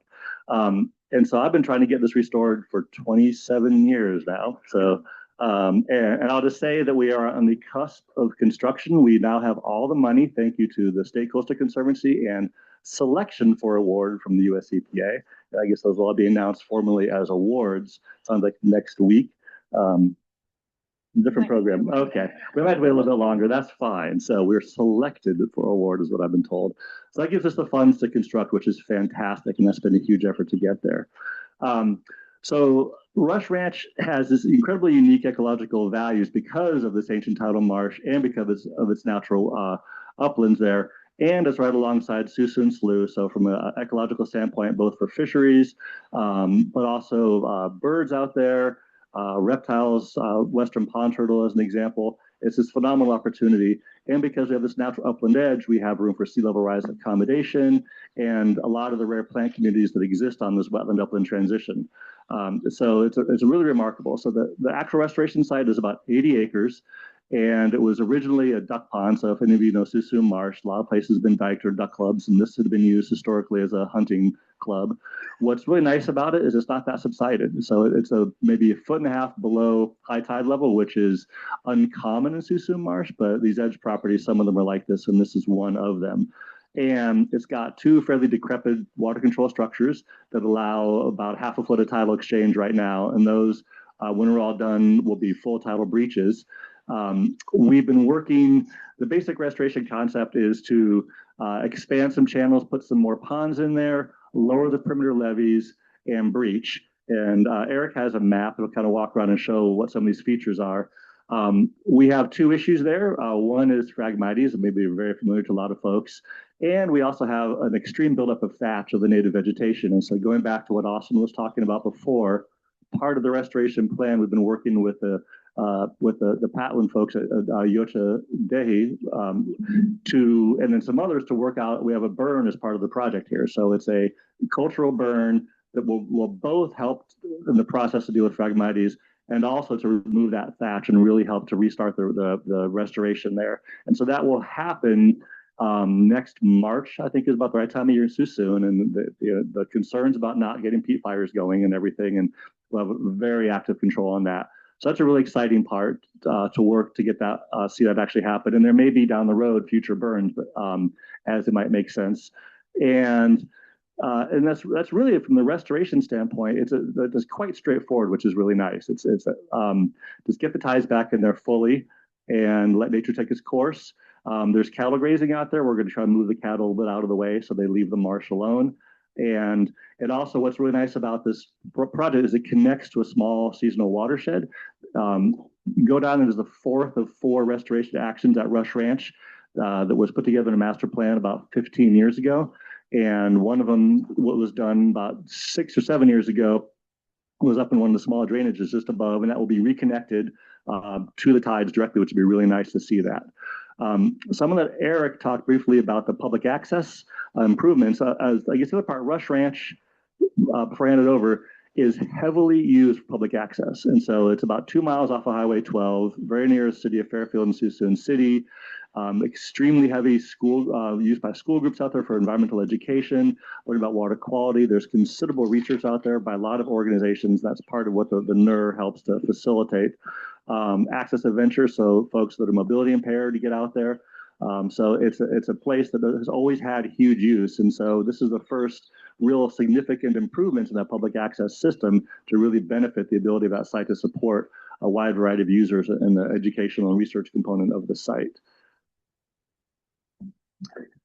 Hello, everybody. Is that working? Okay, great. My name is Eric Stromberg. I actually work for Restoration Design Group, kind of snuck in here to co-present. Hired by Solano Land Trust to help NER with the restoration and really the public access component. So our small company is based in the East Bay. We started actually doing a lot of urban restoration work is what we started. And a lot of our work then comes down to applying restoration, usually with a public access component, and trying to understand how to kind of make these two interact and work sympathetically. So this type of project is a great project for us to work on, especially for, Stuart had mentioned a couple things about the site that make it really spectacular from a public access standpoint is the existing use and how much of a valuable site this already is for the community, which also kind of makes it a challenge because there's existing trails, there's existing assumptions about how the site will get used, but a lot of those trails were put in the transition zone. A lot of the trails are right next to where the existing breaches are going to go and currently failing. So there's public risk associated with that. So we helped the Land Trust and NER and the project team and the public kind of work through some of these issues. Well, how have we been using it in the past? How is the site going to evolve, and how is the restoration public access going to look in the future? And so we kind of looked at a bunch of options. Surprisingly, we threw out a bunch of kind of big ideas, and a lot of them stuck. Kind of surprised that you think, oh, well, let's do a boardwalk here and kind of put it on the side. And there is a diagram here. You can come up and look. We'll be here afterwards in the afternoon with handouts so you can get a closer look. But the final project involves adding a few loop trails in, really maintaining access for the youth groups and the kids to come and access Goat Island itself, or the marsh itself, and the edge and the transition zone, and different loops that go along that are some are close, some are further. And then actually one of the most spectacular and unique things about this site, from my perspective, and I heard from the public as well, is there's two close by, multiple hills, but two close by hills that one of them's Overlook Hill, one of them's the Northwest Hill, that literally go up 50 feet above the marsh. They're right there. And as for those of us experienced marshes, they're pretty planar. You get down in there, you don't see much except for something 5 feet in front of you. But boy, do you have just like a grandstand view of the restoration project and the ancient marsh behind you. So it's, as a designer, trying to figure out how the public uses the site is kind of, I mean, there was already access up there. It was clear that that's the right place to go. Every time we take tours, that's immediately where we go because you can just point and look at everything much better than a map can. So looking at ways to get accessibility, improve that for multiple users. We're really working on mobility issues, making sure that folks with limited mobility access have good access to the site. So it's been kind of a fun engagement to envision what the site will be and kind of move forward. And so our time is essentially up. So we'll take questions. And again, just to say that we'll be here afterwards at talk specifics. So thank you. Great, thank you so much. So a great opportunity to showcase two of the administration's priorities, which are 30 by 30 for biodiversity and access for all. So I think, we're always looking for most projects to look to building in these co-benefits and trying to provide additional community access. So great. I'll say that from a process standpoint that we are working with the BRIT, which is really helpful in the Bay Area for permitting. We're also partnering with the Wetland Regional Monitoring Program, and we're the pilot of integrating that organization into conducting as much of the monitoring as possible out at Rush Ranch. So that all the compliance monitoring for the permits and all the lessons learned, that adaptive management monitoring. So this is the pilot to see how the Regional Monitoring Program can really support these kinds of efforts. And we're also working with cutting the green tape. So we're experimenting with how that process actually moves forward on a day-to-day basis. Excellent. Any comments? It's not particularly, focused necessarily on Rush Ranch, but just in general within the Suisun Marsh plan area and along that corridor, getting close to the main stem. That is a hot spot for wanting to do fish releases and other things related to our recovery actions for Delta smelt and other species potentially into the future. But there's a lot of limitations on where you can get to boat ramps or accessible spots that are safe for truck drivers to get in, especially our fish hatcheries have much heavier load than like a standard small boat being launched. So just something to consider going into the future. I know we have Belden's Landing, but if there are other spots that could be integrated in, not necessarily into tidal marsh restoration, but thoughtful into like the overall regional plans, I think that would be helpful going into the future, at least for the California Department of Fish and Wildlife and U.S. Fish and Wildlife Service. That's great. There is a nearby boat ramp at Suisun City, but Yeah. how your process works and whether that's helpful or not, I don't know, but that's close by. Thanks, Stuart. Other comments? All right. Well, thank you very much, Stuart.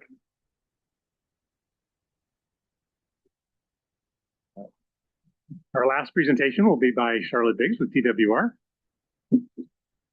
Charlotte's going to talk about DWR's projects throughout the Delta.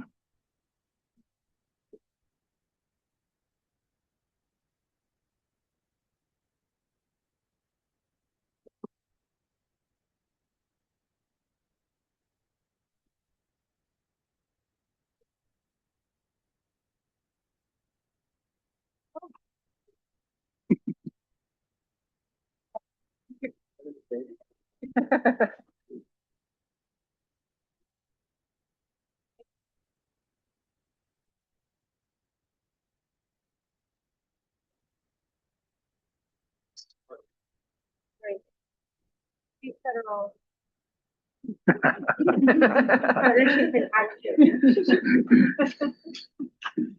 And it's very adaptable. We can move across.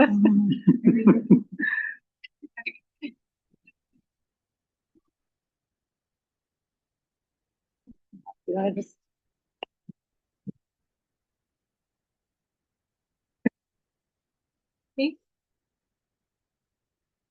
think you may have turned it off. Is it working? Okay, there we go. Oh, thank you. Wow. Okay. Well, thanks for bearing with me because I moved seats. But again, Charlotte Biggs with the Department of Water Resources.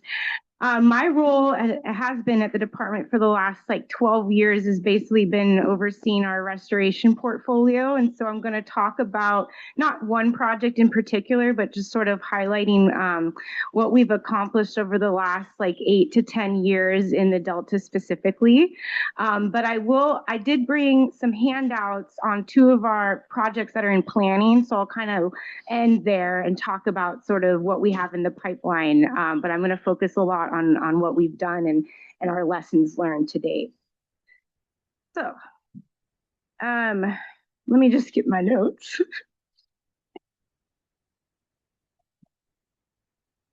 So I guess I could just start with some stats. And we've been putting out some press releases as we have the administration change coming and kind of looking at what we've accomplished over the last 8 years during the Newsom administration and then during our director's 8 years as well.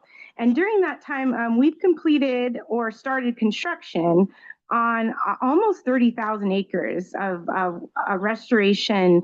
That includes tidal wetlands, managed wetlands, restoration, floodplain, and riparian projects. That would be in the Delta, Suisun Marsh, and the Yolo bypass. So we'll have this poster here. I know you probably can't see it, but just know it's here to check out later. That kind of breaks that down more and shows you where those projects are located. So I just wanted to talk a little bit about, as DWR is implementing these restoration projects, what are we considering, kind of what are our principles, and then I'll talk a little bit about our drivers, which is maybe a little different than other folks. So I just want to kind of clarify. So as we implement restoration, we're always looking to build on best available science, which I know is just so important to this group in particular. And I always talk about lessons learned, but it's just as we're building and as we're investing in our science programs and monitoring, making sure that all that information is feeding back into our planning efforts. We have taken an approach, and we've really been building this over the last 10 years or so, of a multi-benefit approach. I'll talk a lot more about what that means. But it's really maximizing on the landscape, not just the ecological benefits, but in our case, a lot of times flood risk reduction, public access, which we've talked a lot about, which is kind of more emerging for us, but something that's been very important to us to try and incorporate wherever we can. And then also focusing on connectivity, which I think was also mentioned by Westervelt team earlier, is trying to look at, even if it's a small project, how to connect it to a larger project so it'll have more benefits. And so we've really focused a lot of our efforts around in the Suisun Marsh, around the Cache Slough complex, and then the Yolo bypass areas, as well as the Consumers River Preserve is kind of the main focus areas. We have a mix of habitat types, and when we're restoring a property, we really try and have it be self-mitigating, or at least have, so it oftentimes has a mosaic of habitats on the site itself, which is really hard to do and accomplish, which is something we can maybe talk more about as a subcommittee, how to make that just easier to actually implement in that way, but that is always our goal. And so a lot of our projects, even if the primary goal might be tidal wetland restoration or floodplain restoration, the project will include riparian areas, will include uplands, and other areas as well. And then land stewardship and management, which is such a big part of the restoration portfolio. And it's not something we talk a lot about, but it's something I've really worked a lot on internally to ensure that we have a land stewardship program now that's DWR wide. And so it includes my team, the flood team, our state water project team. So we're all coordinating so that we have, contracts that we can leverage and be really efficient in our management. Austin had mentioned tribes earlier in our department. We are, as a state agency, it's always hard to kind of try new things and do new things, but that is part of the land stewardship program, and our goal is to increase our partnerships with tribes and try and incorporate them more into early planning, and especially in our stewardship of these lands going forward. We have a lot of land under our ownership in the Delta. So multi-benefits, just kind of adding to that, and what does that mean? Again, we try and pursue projects that maybe our primary goal is habitat restoration, ecosystem benefits, but we always want to look for siting of those properties, and what is the site, and is this a site that has vulnerable levees, maybe a site that's been subsided? So trying to make sure that restoration is happening in a very thoughtful way within the Delta, especially so that we can preserve things like agriculture and like other uses within the Delta that we want to make sure are sustainable. And so we really see our habitat restoration efforts at the department as adding to that mosaic, and being just a part of the mix and helping to sustain the Delta longer term. So for example, the Lookout Slough project that we restored, which I'll talk more about, the levees there, they had been damaged, and we were budgeting for repairs. And so rather than do those repairs, that's when we started to scope out the restoration project, because it had been identified in the flood plan as well. And so trying to look for those places where we can have multiple benefits. Climate change is another factor that we're very much trying to, that's been driving a lot of this restoration, that's forefront in our mind. We're trying to, with climate change, there's more stress being put on our levee system, on our species, of course. Wetlands can provide a great sea level rise buffer. And so again, being very thoughtful about where we're siting these types of projects and making these types of investments to hopefully help the Delta be more sustainable long term. Water quality is another benefit of these types of restoration projects, and then open space and recreation, which can mean a lot of different things. And I think in some of our sites, we've been able to have trails and things like that incorporated. We put in boat launches to help with releases and things like that for agencies and public access as well, creating new tidal channels. So wherever we can, we're trying to incorporate that into our projects. So just a quick note on sort of the drivers behind DWR's leadership in this space and our projects. I mentioned climate change. I think that's one of the biggest drivers. But on the more like regulatory side or operational side, we have our state water project. DWR operates the California State Water Project that delivers water to 27 million Californians. And so we do have, impacts that result of the operations of the State Water Project itself. And so that has driven especially a lot of our early restoration efforts that are now been completed. The Central Valley Flood Protection Plan is another driver. That's our state strategic plan to reduce flood risk and improve infrastructure and protect communities in the valley. Thanks, God. The plan itself doesn't require mitigation, but as we do projects that have been identified in the planner or our priorities, those can require mitigation and to keep up the pace. And so that's been a big driver. And again, we try and, if we can, accomplish more than one programmatic goal with a project. So Lookout Slough is like a really great example of a project that both provided mitigation for the State Water Project and was in line with the Central Valley Flood Protection Plan and some of our priorities there. So again, trying not to be single-minded about the types of projects we take on and think about it more holistically within our department and all of our different drivers. The Delta Levees program is another major program that our department oversees, which helps provide critical financial assistance for flood protection to the Delta and to the agencies there. And as we do that, we have to ensure that there's no net habitat loss.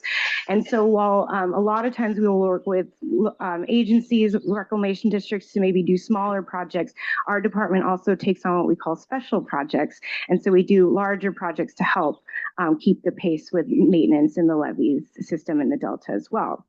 And then Jay mentioned an emerging driver earlier, which is the Healthy Rivers and Landscapes program. And so it's a comprehensive, Healthy Rivers and Landscapes is sort of an alternative for the Bay Delta Water Quality Control Plan, and one that we've been working on for a decade now to propose, which is it's both habitat and flows. And so habitat is a big part of the Healthy Rivers and Landscapes proposal. Which is really a collaborative effort between local, state, and federal partners, including DWR and my partner Todd with the Bureau of Reclamation, to increase both river flows and habitat, especially within the Delta and the watershed and tributaries that feed into the Delta.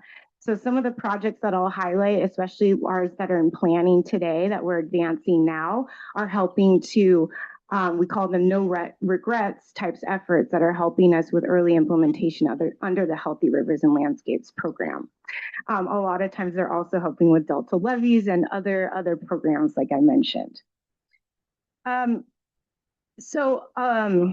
lot of our efforts have been completed in the last several years, or hopefully will be completed this year. So I'll sort of start there. And that's what you're going to see on the poster. So these are projects that have been under construction or have been completed recently. And then the flyers that I will pass out now are about projects that are in planning. There's one that's 2 pages and one that's 1 page. Thank you. So I think one of our best examples recently is the Lookout Slough Tidal Habitat Restoration Project and Flood Improvement Project. So it was a multi-benefit project within the Delta. It's actually the largest tidal wetland restoration project in the state's history. It's over 3,000 acres. That was at least completed as one project. So we completed construction on that 2 years ago, and the project itself, the primary goal was to create tidal wetland restoration habitat. It also created 26 miles of new channels that are all open to public and for public recreation. And we installed a boat launch at the site in the northern corner and repaved the road to get there and created a new turnaround area. So it's hopefully like an additional public access resource within the area where we didn't have a lot of access. The project set back the state plan of flood control levee, the Yolo Bypass West levee. And so it was a 3-mile setback levee, which helps create sustainability for the agricultural operations that are behind that levee. So it benefited the agricultural community of that area while providing improved flood protection. As I mentioned a moment ago, this was within the Central Valley Flood Protection Plan and the basin-wide feasibility study. And at the same time, it was identified identified within our coordination with U.S. Fish and Wildlife Service and the federal agencies and CDFW on a primary location to target for restoration. And so it's really nice when those things sort of come together and you're able to do a project like Lookout Slough that really achieved some really big goals for the department in one effort. We were able to deliver that project through a public-private partnership, which is kind of another theme of my talk, is just the department, we do a lot of this restoration, but we're not doing any of it on our own. We do everything through partnerships. And so whether that's with our federal agencies like we did for the Fremont Weir Big Notch project, us in the Bureau, or Prospect Island, we've partnered with CDFW on efforts before. We also partner with cities, counties, local agencies such as RCDs or reclamation districts to carry out projects, tribes as well. And then NGOs is another, we do a lot of grants and coordination with NGOs to carry out projects as well.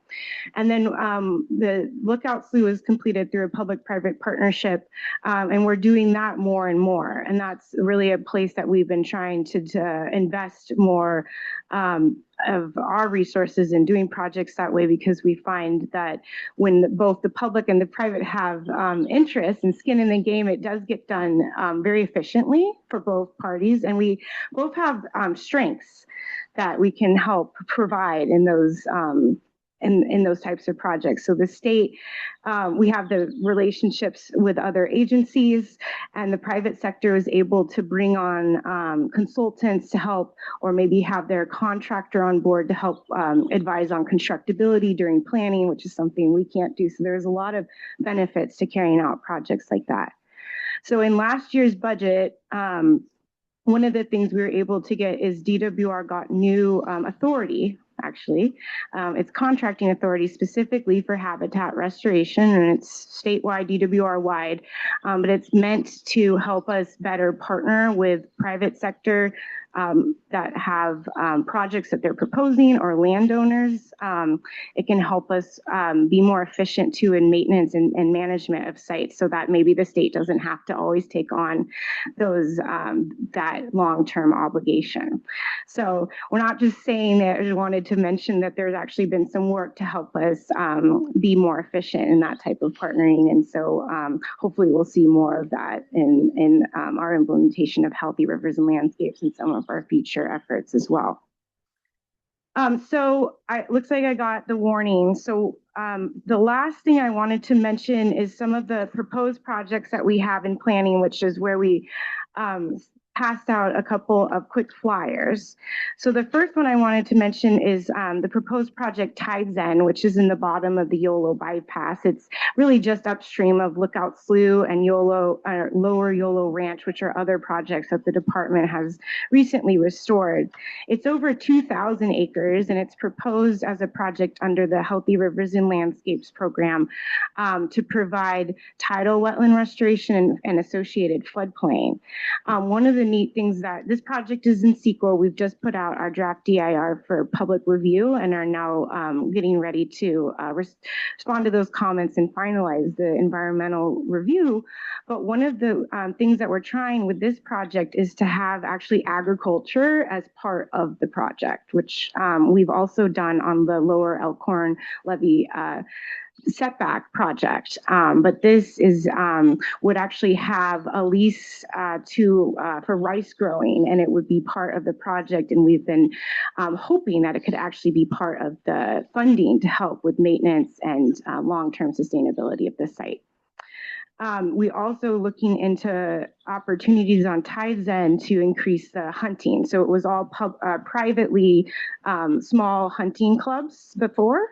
And so as we're restoring the site, we're coordinating with our partners at CDFW about potential to increase that and have public hunting. And we've actually already, through the SHARE program, have done every year some trials out there on the site. So that's good news, I think, for hunters, where there's not a lot of opportunity in the bypass for public outside of the Yolo bypass area. So that project, we're hoping it will go to construction. Let me see what we put in here. Oh, we didn't put it. I think we're budgeting about 2 years for permits, and then so by 2029, I believe, is when we're targeting construction of that site.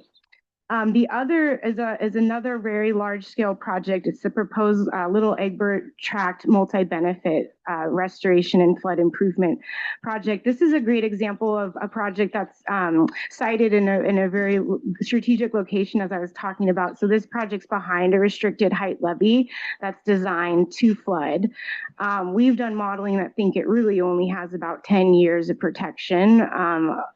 And so just sort of preparing for, and the landowner of that is Westervelt Ecological Services.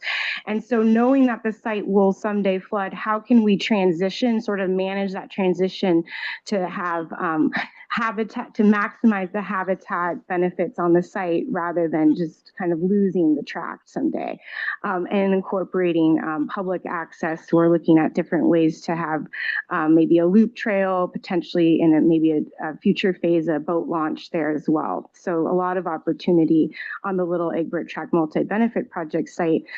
We are just now doing CEQA and doing alternative analysis. So that document will hopefully come out later this year or early next year for review. And we're excited to do another public-private partnership with Westervelt to hopefully deliver that project as well.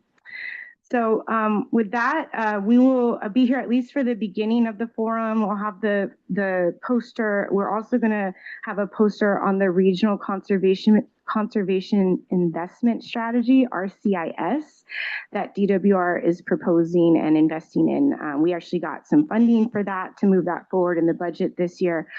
We also got some funding for Healthy Rivers and Landscapes, habitat restoration, and science and monitoring specifically in this year's budget, which felt like a win. Not a lot of funding for these types of efforts this year. So thank you all for having me, and I'll take any questions. Sorry, it's kind of awkward setup here, but hopefully thank you, Charlotte. Caught that. Yeah, thank you. Amazing all the work that DWR has accomplished in the last decades and things to come. So appreciate the overview. Any comments, or? Can I ask you a question? So obviously we're very interested in monitoring. EPA's invested a lot of money in our wetlands program and the SFA GEO program and monitoring. And we are also very interested in this question of how does habitat restoration increase habitat values, and where is that? Is there an intention when you are setting up these new programs to look at not just monitor the development of the project, but to actually try to answer some of those questions about the value of habitat restoration? Yeah, thank you so much. That's such a great question. I think, as things have evolved, I think a lot of our early efforts were driven by the State Water Project operations. And so we had kind of a monitoring protocol and everything that we developed with federal agencies and the state agencies for that program. But I would say that that's one of the great opportunities, I think, under the Healthy Rivers and Landscapes proposal and under that portfolio, is that we have this very robust science and monitoring program proposed. And that it's much more beyond just monitoring a site and seeing what's going on there. It's testing hypotheses.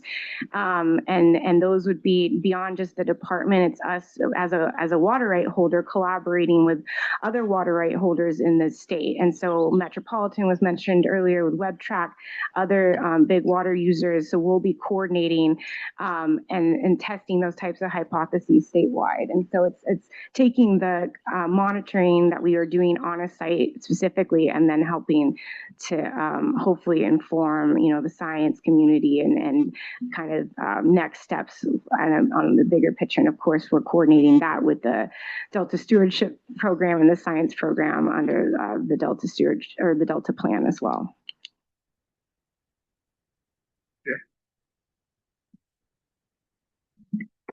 Charlotte, thanks for that presentation. And I do appreciate the department's commitment to open and transparent data practices in the Healthy Rivers and Landscapes program too, because I think if we do have if we monitoring out there, the more we share in that, I think the more assurance you can bring along that we're achieving goals, or what kind of adaptive strategies do we need to deploy? How do we get the right science aligned with that? So I'm excited to kind of embark on that, and I feel that that's an important model for the future. I'm also just and honestly, I think I appreciate the department's engagement with Delta stakeholders, and especially around as we do a habitat project, meeting with the surrounding landowners, and I think I don't have an answer to this challenge, but I think the department's done a great job of assuring surrounding landowners that continued levy investments will happen, so that there aren't unintended tidal effects or concerns that where your modeling might show, okay, this is going to not affect elevations and tidal conditions, but we know that all modeling is wrong, but it's all informative, right? So I'm wondering if there's some way we can formalize a structure with the surrounding landowners when we are undertaking restoration that could, kind of build into the long-term O&M in these projects a levy investment component. And I don't have an answer to that. I think where Senator McNerney started in developing a revenue stream, Senate Bill 872, to really recognize that the Delta is the most climate threatened place in the state. It should have a more robust revenue stream, kind of packaging all of this together. So I'm not, I don't know if there are project folks out there, I'm not suggesting loading all this cost on you. I think it's a public benefit effect, but I do believe that we need to work together to develop a more robust stream to really address the full spectrum of issues out there. And so anyway, I just look forward to kind of opening that conversation with you all as we go forward in implementation of an updated water quality control plan, and with the foundational HRL and that. But I just want to kind of plant a seed with you there, because I kudos to you. I think you're super accessible in this way, but I feel like this is an ongoing issue, and then I think I might speak to it. Just there's organic projects like Elk Slough over here, and how we would incorporate something like that in a restoration fabric where we do.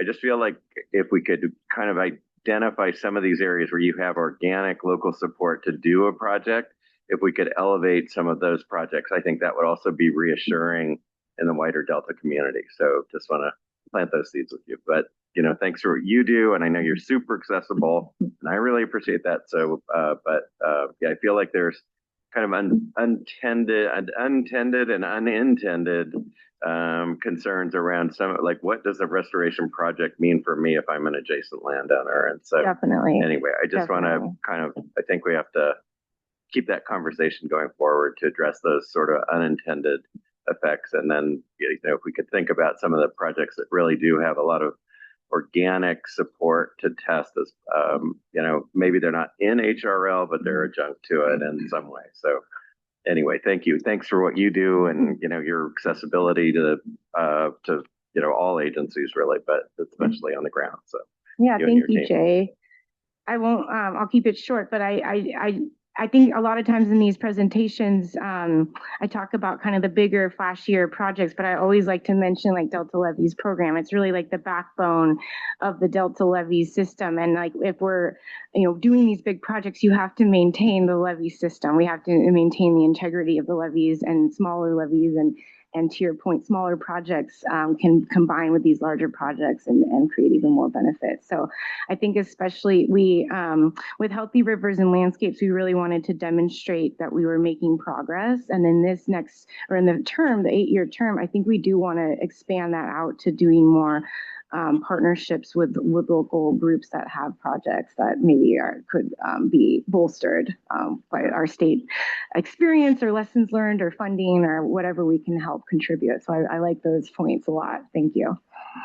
And I really appreciate Jay planting the seed of us all working together to really, highlight the investment needs in the Delta for restoration, levee work, agricultural sustainability, and the communities. I think it's really important that we're all thinking about those issues, the needs, working on consistent messaging, and getting those messages where they need to be to realize the funding that really is necessary to keep the Delta viable into the future. Any other comments? All right, well, we're getting close to lunch. Thank you again, Charlotte. I really appreciate the presentation. Are there any public comments on this item?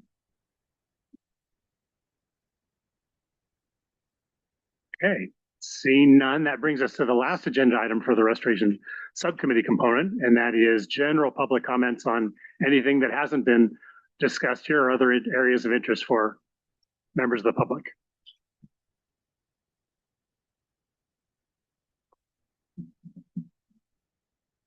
All right. Oh, we do have one in the back there, sir. But please wait just a second until we get a microphone to you.